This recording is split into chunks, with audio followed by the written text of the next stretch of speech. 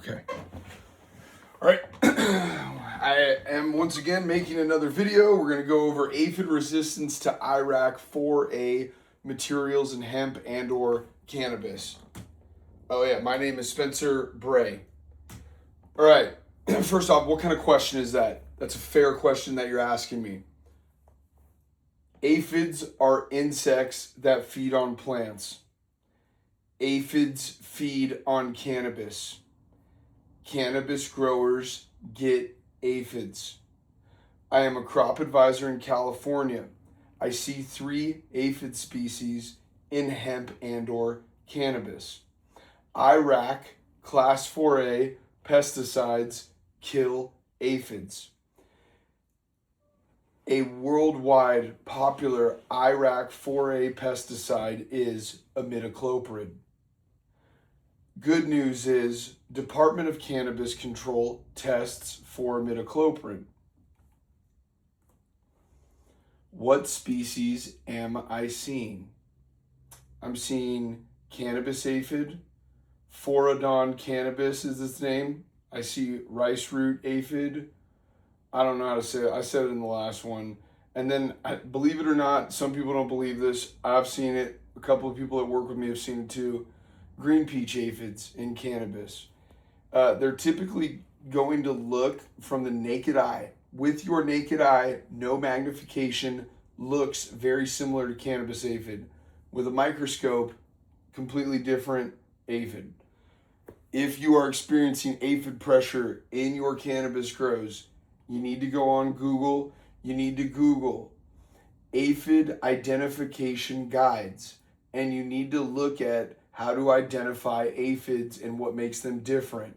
Root aphids are pretty easy to identify because they're on the roots. Good one. All right. Next, what is an IRAC4? All right. IRAC4 refers to the neonicotinoid class of insecticides classified by the Insecticide Resistance Action Committee. Those are people who are extremely intelligent and protect human health, and it's a board of those people. They're very important to society. Now, California bans over-the-counter retail sales and consumer outdoor use of neonicotinoid pesticides.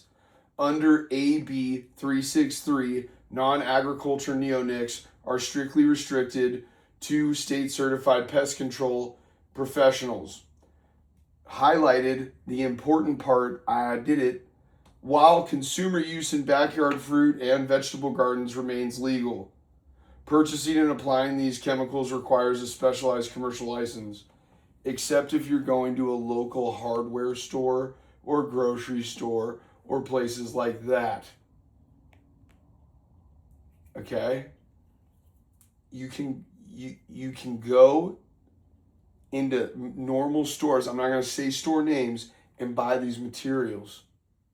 And people do that. And sometimes they may or there's a statistical probability that they put it on marijuana. I want to talk about neonicotinoids before we start, going on a tirade here. Neonicotinoids benefit humanity. You must know that. People want to ban neonicotinoids. People want to ban neonicotinoids to protect bees, okay? That sounds like a noble cause. All right, they may be misled or uninformed. All right, I like to call them Erewhon or Whole Foods people. If you take it as disrespect, whatever. Listen, neonics are insecticides. Insecticides kill insects. Bees are an insect. All right. History. Hemp and cannabis growers in California have minimal selection of legal pesticide materials. All right? Not a lot of stuff out there to kill aphids real easy. The legal list is hard to integrate into programs. The California Department of Pesticide Regulation has done the cannabis industry a major service by putting that list together. They have gone above and beyond what their call of duty was, and they have done a wonderful job. I have nothing negative to say about that list. but the list is hard to integrate into programs because growers don't know anything. Most of the growers are not educated, right? Imidacloprid is widely available to homeowners. Imidacloprid is extremely efficient on aphids.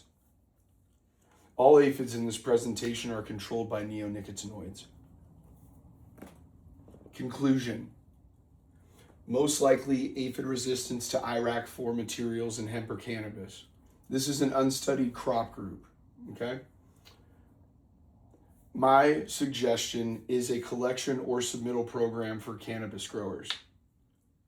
Anonymous submittal is suggested if you want to gather a lot of data quickly. My Instagram is Faded Farming. My name is Spencer Bray. Thank you very much for your time.